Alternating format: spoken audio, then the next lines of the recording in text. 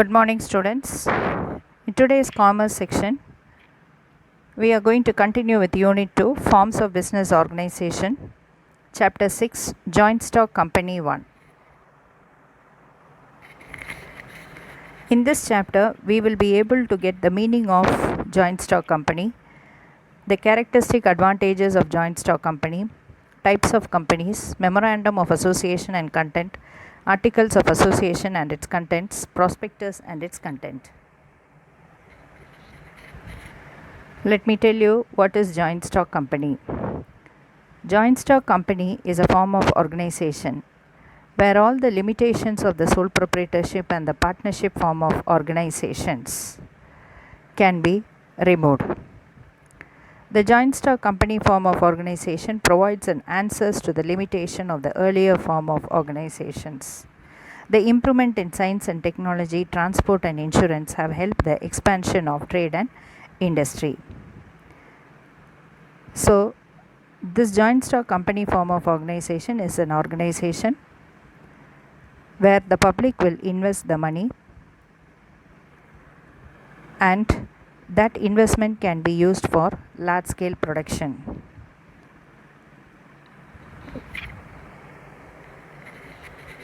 Definition of joint stock company. A company is an association of many persons who contribute money or money's worth to a common stock and employ it in some trade or business, and who share the profits and losses arising therefrom. This is the definition given by James Stephenson. இப்போ company அப்படின்னு சொல்லும் போது it is an association of many persons. Association of many persons அப்படின்னும் போது numbers will be unlimited. இந்த இந்த இந்த many persons கூடுறாங்க இல்லையா, அவங்க என்ன பண்ணுவாங்க அப்படின்னா மணி கான்ட்ரிபியூட் பண்ணுவாங்க, இல்லை அப்படின்னா ஈக்குவல் டு மணி ஏதாவது கைண்டாக கான்ட்ரிபியூட் பண்ணுவாங்க. யார்கிட்ட கான்ட்ரிபியூட் பண்ணுறாங்க அப்படின்னா டு அ காமன் ஸ்டாக். இந்த காமன் ஸ்டாக் அப்படின்றது என்ன அப்படின்னா a person who start to do joint stock company form of organisation. அவங்கக்கிட்ட அந்த பணத்தை எல்லாம் கொடுத்து இன்வெஸ்ட்மெண்ட் பண்ணுவாங்க. எதுக்கு அந்த பணத்தை கொடுக்குறாங்க அப்படின்னா to do trading and business. அதில் வரக்கூடிய ஷேரை ஷேர் பண்ணிப்பாங்க. இந்த ஷேர் ஹோல்டர்ஸ்க்கு ஷேர் பண்ணி கொடுப்பாங்க. யாருக்கு ஷேர் பண்ணி கொடுப்பாங்க? இந்த company form of organisation. So யாரெல்லாம் இவங்கக்கிட்ட பணம் கொடுத்தாங்களோ அவங்கக்கிட்ட அவங்க என்ன பண்ணுவாங்க அப்படின்னா பிஸ்னஸ் பண்ணுவாங்க. பிஸ்னஸ் பண்ணி பிஸ்னஸில் வரக்கூடிய லாபத்தை ஷேர் பண்ணி கொடுப்பாங்க. According to Section 2 of the Companies Act 2013 says, a company is an artificial person created by law having a separate entity with perpetual succession and a common seal.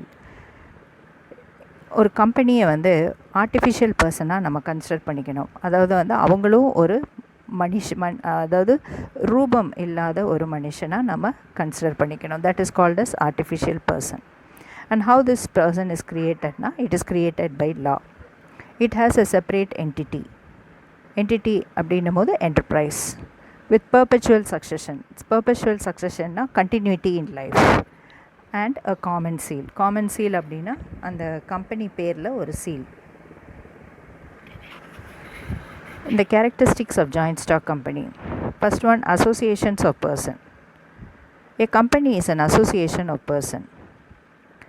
A private limited company have at least 2 members and maximum of 50 persons. A public limited company have minimum 7 members and maximum there is no limit. So this is about the number of person by which a company can be formed. இப்போ நம்ம ஒரு private limited company ஆரம்பிக்கிறோம் அப்படின்னா minimum 2 பேர் இருக்கணும். Maximum 15% வச்சு ஒரு company start பண்ணலாம்.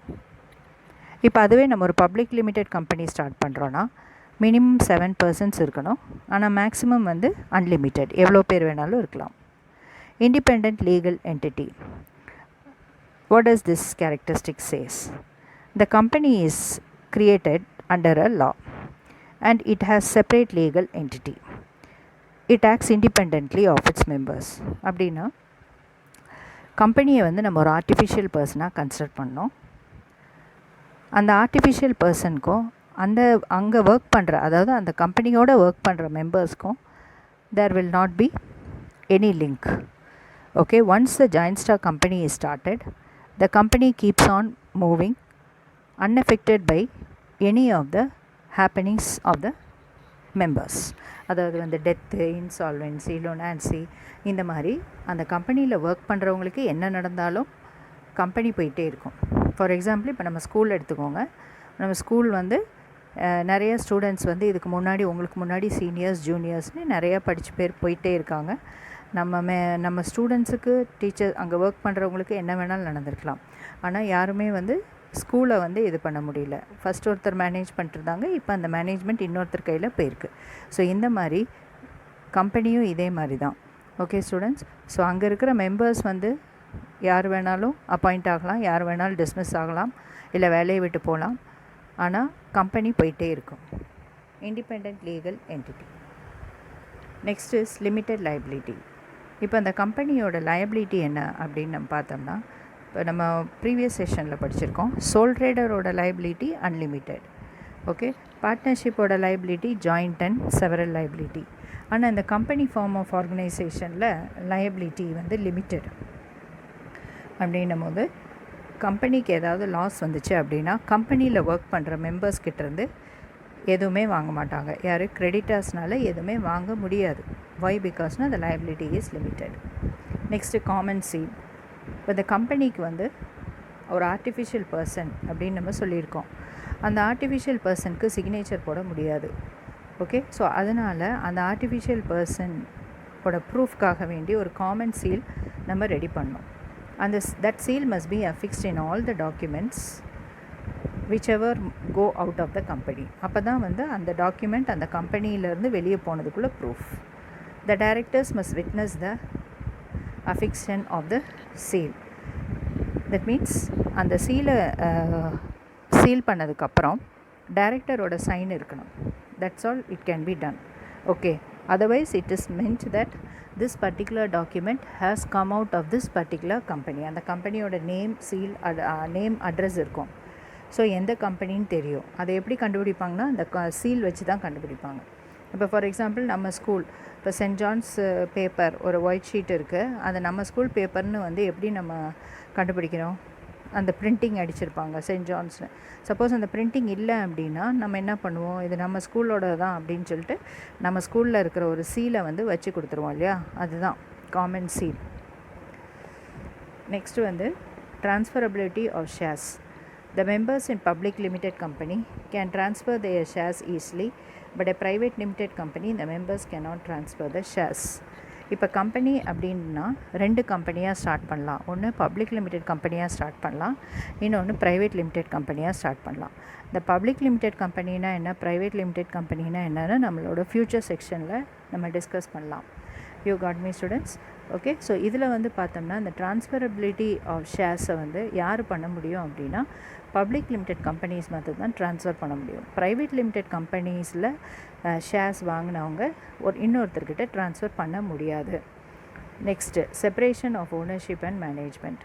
அப்படின்னும் போது the shareholders who are scattered all over India not to participate in the management, board of directors will manage the company on behalf of the shareholders. Okay students, அப்போ இப்போ as I told you already, இந்த கம்பெனியில் share வாங்கினவங்க எங்கே வேணாலும் இருக்கலாம், inside India இருக்கலாம், out side இந்தியாவும் இருக்கலாம். ஸோ அதனால் வந்து அவங்களால வந்து மேனேஜ்மெண்ட்டில் பார்ட்டிசிபேட் பண்ண முடியாது. பட் போர்ட் ஆஃப் டைரக்டர்ஸ்னு ஷேர் ஹோல்டர்ஸ் குரூப்லேருந்து போர்ட் ஆஃப் டைரக்டர்ஸை செலக்ட் பண்ணுவாங்க. ஷேர் ஹோல்டர்ஸ் வந்து எலெக்ட் பண்ணி செலக்ட் பண்ணி வச்சுருவாங்க. அவங்க தான் மேனேஜ்மெண்ட்டை பண்ணுவாங்க. So that is why it is called separation of ownership and management. Next perpetual succession. The company has a permanent existence. The company cannot be closed by the transfer of shares or by the death of any person. So இப்போ இந்த company வந்து ஒரு பர்மனெண்ட்டாக ஒரு existence இருக்குது. இந்த கம்பெனியை நம்ம ஈஸியாக க்ளோஸ் பண்ண முடியாது. ஜஸ்ட் ஷேர்ஸை ட்ரான்ஸ்ஃபர் பண்ணிவிட்டு ஈஸியாக வந்து க்ளோஸ் பண்ண முடியும். The company has a permanent existence. Okay, அந்த கம்பெனி க்ளோஸ் பண்ணணுன்னா அதுக்கு லாட் ஆஃப் ப்ரொசீஜர்ஸ் இருக்குது. So it is not easy to wind up the company. Okay, so men may come and men may go, but company goes on for ever. So that is what Lord Gower says. Corporate finance. A joint stock company can secure more capital by issuing shares. There is no limit for the members in public limited company. They can raise more finance by issuing shares. இப்போது corporate finance அப்படின்னு எது சொல்கிறோம் அப்படின்னா, any number of people can become the member in the joint stock company by purchasing the shares of the joint stock company. Okay students, அப்போ அதனால் வந்து finance கிடைக்கிறது அப்படின்றது வந்து ஜாயிண்ட் ஸ்டாக் கம்பெனிக்கு it is not that difficult. Next you see capacity to sue and be sued. A company can sue and be sued in its own name as it is distinct from members. இப்போ நம்ம என்ன படிச்சிருக்கோம் அப்படின்னா, company வேறு, அதில் work பண்ணுறக்க members வேறுன்னு நம்ம படிச்சிருக்கோம். அப்போது நம்ம மெம்பர்ஸை வந்து கம்பெனியில் ஒர்க் பண்ணுற மெம்பர்ஸை சியூ பண்ணணுன்ட்டு இல்லை. இப்போ சப்போஸ் கம்பெனினால் ஏதாவது லாஸ் ஆச்சு அப்படின்னும் போது அந்த கம்பெனியை வந்து கம்பெனியை வந்து சியூ பண்ணலாம். சியூனா கேஸ் ஃபைல் பண்ணலாம். Okay students, okay. One share one vote. இந்த ஒன் ஷேர் ஒன் ஓட்டுன்றது வந்து ஒரு பிரின்சிபல் ஃபாலோ பண்ணுறாங்க இந்த company form. That is, if ஒரு பர்சன் வந்து 10 ஷேர்ஸ் வச்சுருந்தானா அவனுக்கு 10 voting ரைட்ஸ் இருக்குது. ஓகே. ஸோ ஆனால் இதே வந்து நம்ம அடுத்து வரப்போகிற ஆர்கனைசேஷனை நம்ம பார்க்க போகிறோம். That is cooperative form of organisation. அங்கே வந்து 1 man 1 vote தான் ஃபாலோ பண்ணுறாங்க. ஆனால் இந்த கம்பெனி ஃபார்ம் ஆஃப் ஆர்கனைசேஷனில் 1 share 1 vote ஃபாலோ பண்ணுறாங்க. இப்போ நீ 1000 shares வச்சுருந்தேன்னா you are eligible to vote for 1000 times. You got me, students? Okay. So these are some of the characteristics of joint stock company. So that is all in this section, students. We'll continue in the next section.